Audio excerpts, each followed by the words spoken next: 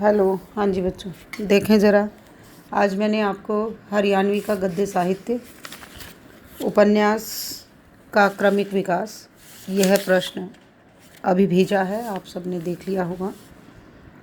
जिस तरह से आपने अपने चौथे सत्र में हिंदी साहित्य के अंतर्गत उपन्यास, कहानी, नाटक आदि का क्रमिक विकास किया था, उसी तरह से छठे सत्र में आपको हरियाणवी साहित्य लगा हुआ है और इसके अंतर्गत आप गद्य साहित्य को पढ़ेंगे, जिसमें आपको 3 प्रश्न दिए गए हैं। पहला है उपन्यास साहित्य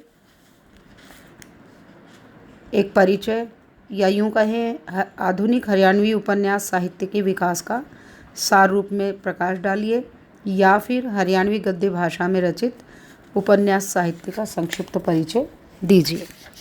दूसरा आपका प्रश्न रहेगा इस पाठ्यक्रम में कहानी साहित्य एक परिचय, हरियाणवी कहानी साहित्य के विकास का परिचय दीजिए, या फिर हरियाणवी भाषा में रचित कहानी साहित्य का उल्लेख कीजिए या टिप्पणी लिखिए। इस तरह से आपसे कहानी साहित्य पर यह प्रश्न पूछा जा सकता है। तीसरा आपका प्रश्न है नाट्य साहित्य एक परिचय, हरियाणवी भाषा में रचित नाट्य साहित्य का सार रूप में परिचय दीजिए। यह एक प्रश्न इस सत्र में आपको लगा हुआ है।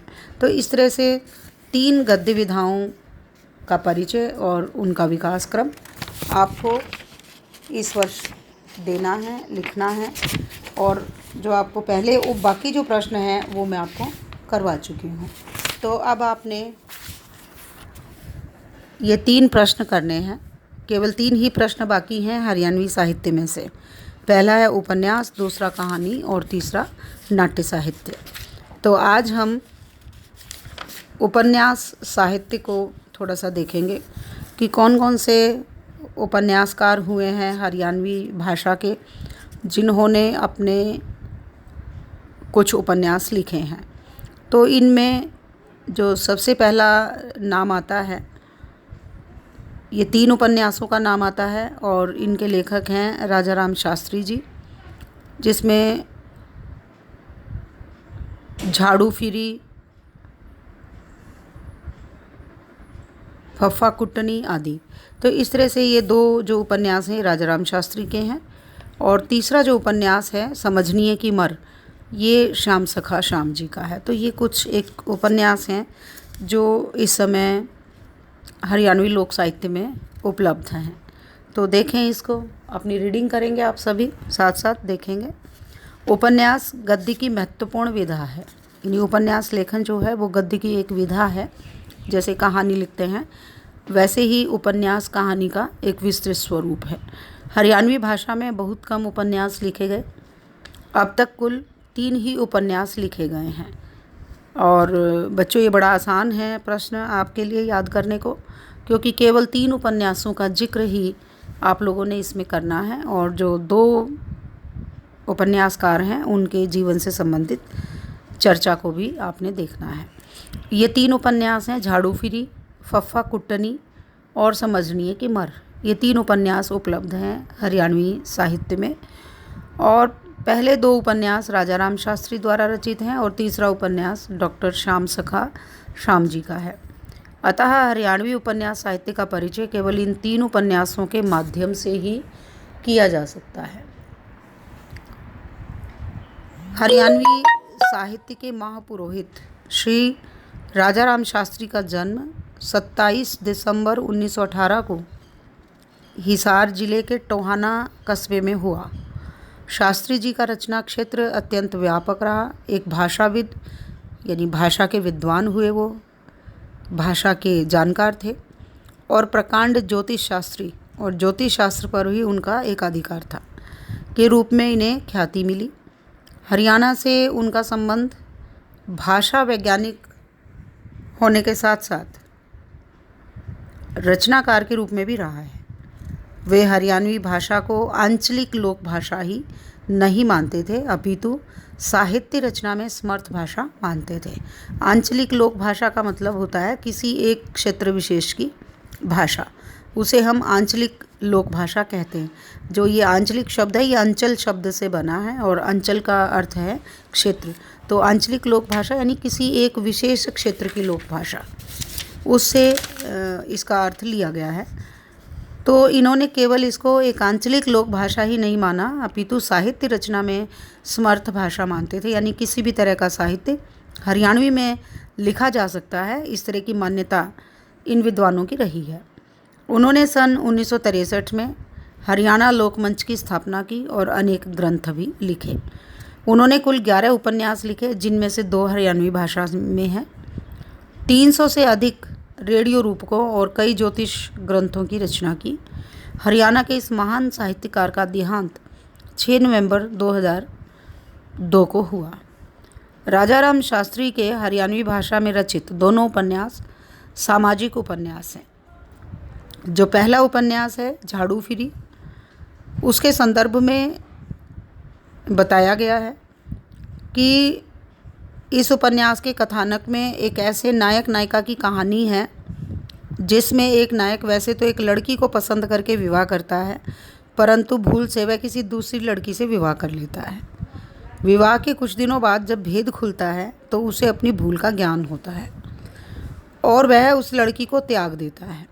उपन्यास का दूसरा नायक भी अचानक ही एक लड़की से विवाह करता है और लड़की के प्रथम दर्शन के बाद ही उसका परित्याग कर देता है। यानी यहाँ 2 युवकों की एक जैसी मिलती जुलती कहानी है इस उपन्यास में। पहले नायक की पत्नी सुशील है, उसे भरोसा है कि वह अपनी सेवा से नायक का दिल जीत लेगी, और दूसरे नायक की पत्नी नारियल की भांति ऊपर से कठोर और भीतर से विनम्र है। परंतु उपन्यास में लेखक ने मनोवैज्ञानिक दृष्टि से घात प्रतिघात को आधार बनाकर कथानक का विकास किया है। स्पष्ट है कि लेखक ने प्रस्तुत उपन्यास में सिद्ध किया कि सुखद गृहस्थी के लिए मन की शांति, सहनशीलता, चकाचौंध से परहेज और सेवा के महत्व को रेखांकित किया जाना अति आवश्यक है।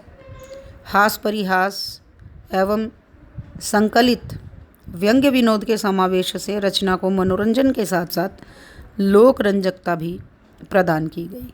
प्रस्तुत उपन्यास में हरियाणवी लोक दर्शन को भी जीवंत रूप में प्रस्तुत किया गया है। इसमें इस उपन्यास को बच्चों आप जिसके विषय में अभी थोड़ी सी समरी दी गई है, झाड़ू फिरी, इस उपन्यास को आप इंटरनेट के माध्यम से निकाल कर और वहाँ से पढ़ सकते हैं।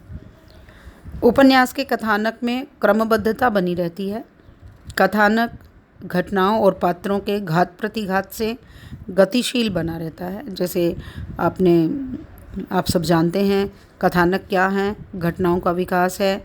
दूसरा, आप जानते हैं कि पात्र होते हैं जो कि आपसी वार्तालाप से कथानक को आगे की ओर ले जाते हैं। तो इसमें सभी वो तत्व विद्यमान हैं जो एक उपन्यास में होने चाहिए, यानी कथानक है, चरित्र चित्रण हैं, पात्र हैं, संवाद हैं, देशकाल और वातावरण की सृष्टि हुई है, एक उद्देश्य है उपन्यास का, और इसकी अपनी एक भाषा और शैली है। तो जितने भी उपन्यास के अनिवार्य तत्व होते हैं वो सभी तत्व आप देखेंगे कि इस उपन्यास में भी दिखाई देते हैं। कथानक में आदि से अंत तक जिज्ञासा का तत्व बना रहता है। जहाँ तक भाषा का प्रश्न है, शास्त्री जी ने ठेठ हरियाणवी का प्रयोग किया है। यथास्थान हरियाणवी मुहावरों और लोकोक्तियों का भी सुंदर प्रयोग हुआ है। तो झाड़ू फिरी इस दृष्टि से एक सफल उपन्यास है। हरियाणवी भाषा का तीसरा उपन्यास है समझनिए की मर। ये सन 2003 में प्रकाशित हुआ। इसके रचयिता हैं श्री श्याम सखा श्याम जी। इनका जन्म 1948 को बेरीवालों का पेच रेलवे स्टेशन रोहतक में श्री रतिराम शास्त्री जी के घर पर हुआ। श्याम सखा श्याम जी ने MBBS, CGP और LLB की शिक्षा प्राप्त की। इनके एक टुकड़ा दर्द कहानी संग्रह है और हिंदी कहानी संकलन अकथ प्रकाशित हो चुका है। ये 3 बार हरियाणा साहित्य अकादमी से पुरस्कृत भी हो चुके हैं। हरियाणा साहित्य अकादमी के द्वारा इन्हें पुरस्कृत किया गया है। मसी कागज कहानी संग्रह और घनी गई थोड़ी रही लोक कथा संग्रह भी छप चुका है। इनका जो उपन्यास है समझनिए की मर, ये एक आंचलिक उपन्यास है। इस उपन्यास का कथानक दो वक्ताओं द्वारा दो श्रोताओं को सुनाई गई बातचीत पर आधारित है। हरियाणा में तो वैसे भी कहावत है समझनिए की मर होती है, क्योंकि जो समझदार होता है उसी को सारे काम करने होते हैं, उसी से लोग अपेक्षाएं रखते हैं, उसी को हर बात के लिए जिम्मेदार ठहरा दिया जाता है, उसी से ये उम्मीद की जाती है कि वह हमेशा सबकी भलाई में ही निर्णय लेगा। तो ये जो उपन्यास का नाम है समझनिए की मर, ये अपने आप में ही एक संपूर्ण या परिपूर्ण नाम है। इससे अच्छा कोई नामकरण नहीं हो सकता इस उपन्यास का। तो प्रस्तुत उपन्यास में वर्तमान की स्वार्थपूर्ण राजनीति और कलुषित होती जा रही पंचायती न्याय व्यवस्था प्रणाली का मनोवैज्ञानिक और यथार्थ भूमि पर चित्रण किया गया है। कथानक निरंतर गतिशील और क्रमबद्ध बना रहता है। जिज्ञासा तत्व भी कथानक में निरंतर बना रहता है। संवाद योजना से समूचे कथानक में अद्भुत उपन्यास का समावेश हुआ है। कथानक हरियाणवी संस्कृत से सुसंबद्ध होकर चलता है, जो पाठक को रस विभोर किए रहता है। समझनिए की मर उपन्यास शिल्प की दृष्टि से भी सफल रचना है। इस उपन्यास के संदर्भ में एक परिभाषा है, एक विचार है जो डॉक्टर हरीशचंद्र वर्मा जी के द्वारा लिखा गया है। राष्ट्रीय एवं सांस्कृतिक चेतना से प्रेरित उपन्यासकार की दृष्टि से सबसे अधिक चिंताजनक पक्ष है भारत की राष्ट्रीयता से विमुख स्वार्थ केंद्रित राजनीति, यानी ऐसी राजनीति जिसमें भारत के प्रति प्रेम नहीं है, भारत की राष्ट्रीयता से उन्हें कोई सरोकार नहीं। उपन्यास की कथा में समाहित कारगिल का युद्ध ऐसी ही स्वार्थ केंद्रित राजनीति का परिणाम है, जिसमें अनेक निर्दोष सैनिकों को अपने प्राणों की आहुति देनी पड़ी। पारिवारिक और सामाजिक जीवन में व्याप्त भ्रष्टाचार भी कथाकार की चिंता का प्रमुख विषय है। कारगिल के युद्ध में शहीद हुए नफे सिंह की विधवा अमृता को मिलने वाली 10 लाख की राशि को हड़पने के लिए अमृता का ससुर रण सिंह अनेक प्रपंच रचता है, किंतु अंत में सत्य की ही जय होती है। विधवा अमृता 10 लाख की राशि से कन्याओं के लिए एक तकनीकी स्कूल की स्थापना करती है और इस प्रकार उपन्यासकार ने नफे सिंह के उत्सर्ग और अमृता के त्याग और सेवा भाव के उदास उदाहरणों के कारण के माध्यम से देशभक्ति का उज्जवल आदर्श प्रस्तुत किया है। तो बच्चों, ये 3 उपन्यास हैं उपन्यास की श्रृंखला में। तो आप इन तीनों उपन्यासों के विषय में जितनी ज़्यादा से ज़्यादा जानकारी अर्जित कर पाएँ उतना ही अच्छा है। मैं बार बार कहती हूँ कि हरियाणवी लोक साहित्य को लेकर के कोई भी पाठ्यपुस्तक आपको सिलेबस में नहीं लगी हुई है, तो ऐसे में जहाँ से जो भी जानकारी, जो भी ज्ञान आपको मिल जाए वह आपको ले लेना चाहिए। तो आज आप उपन्यास से संबंधित जानकारी अर्जित करेंगे, ढूंढेंगे इंटरनेट के माध्यम से विकिपीडिया पर, और फिर उसके पश्चात अपने इस प्रश्न के उत्तर को तैयार करेंगे। ठीक है, तो आज आप इस प्रश्न को अच्छी प्रकार से पढ़ें और सुनें। ओके।